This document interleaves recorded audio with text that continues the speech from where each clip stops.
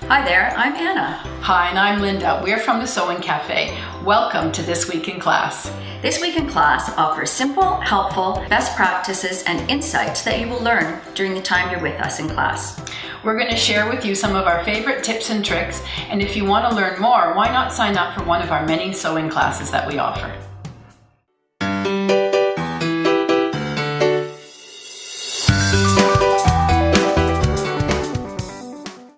So this week in class, we're going to talk about nap, grain line, straight of grain, bias cut.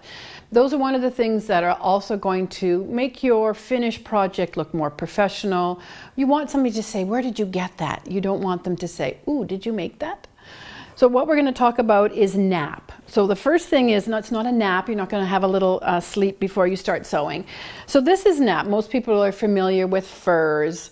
So you have the nap, you're stroking your kitty cat or your dog, and that's the nap that's going with the nap. When I go against the nap, the cat doesn't like it, the dog doesn't like it, and it actually makes the fur stand up. And I'm going to just flip it around so you can see. So that's the nap going that way. And then we have velour. This is something that you would make a bathrobe out of or pajamas. And you can see that the nap is going down. So the fabric is quite light because of the way that the light is hitting it. If we turn it this way, you can see the nap is now coming up and it's a little bit darker. So to us, this is a little bit richer. So that's what we're going to suggest to you in class. Then we have where we were working with corduroy. So the corduroy, and I'm going to hold it up just so you can see it there. So you can see the lower part of it is a lot darker, and that's because of the nap. So the nap here is going down, it's nice and soft and smooth, but here the nap is coming up. So it's a little bit darker. So when you're cutting out your pattern pieces, you want to make sure that they're all going in the same way, because you don't want the nap changing or the light changing when you're walking around with your garment. So that's not always obvious, but these are obvious. So here we have a tractor print. You have to make sure your tractors are right side up. If you're cutting out frogs, you want to make sure your frogs are right side up. So all your pattern pieces should be all going the same way so that when you've sewn it up, your frogs are all right side up. Then the next thing we want to talk about is we want to talk about the grain line. So the grain line, the straight of grain, it runs parallel to your selvage.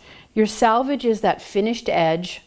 So when you go to the store, this is what the person's going to be measuring along, is your selvage.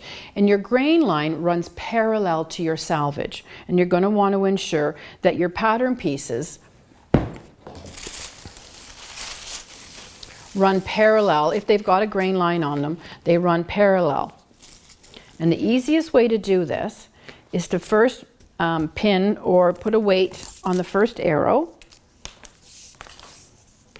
And then you're going to measure from that arrow to the selvage, and then you're going to go down to the next one, and we're going to measure. So we just need to move that over just a little bit, and then we can finish pinning the rest of it and cut it out. And this is going to ensure that your sleeves hang straight.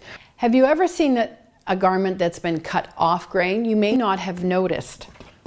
This is a t-shirt that has been cut off. It's been cut off grain. When they're cut in the factory, they're cut quite a few at a time. So some of the layers start shifting. So you can see this side seam here. So see, it's actually come around from the back. It should be here. That should be the side seam.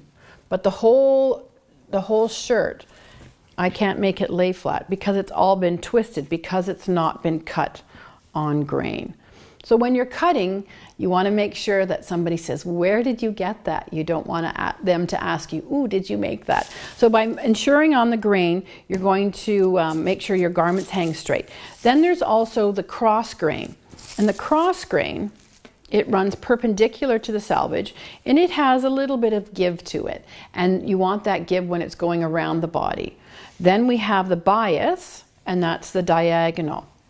So the diagonal, it's got a lot of stretch to it, and you'll usually find this in cowl necks or on the back of dresses, just to give it that little bit of drape. But the direction will be given to you on the pattern piece.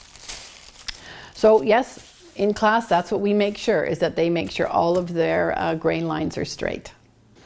We hope you enjoyed this week in class and can use some of the tips in your next sewing adventure. Yes, thanks for joining us. If you want to learn more, we have classes from beginner to advanced sewists. Come by for a visit. We'd love to meet you. For a visit, we'd love to meet you. For a visit, we'd love to meet you. For a visit, we'd love to meet you. For a visit, we'd love to meet you. For a visit, we'd love to meet you. For a visit, we'd love to meet you. For a visit, we'd love to meet you. For a visit, we'd love to meet you. For a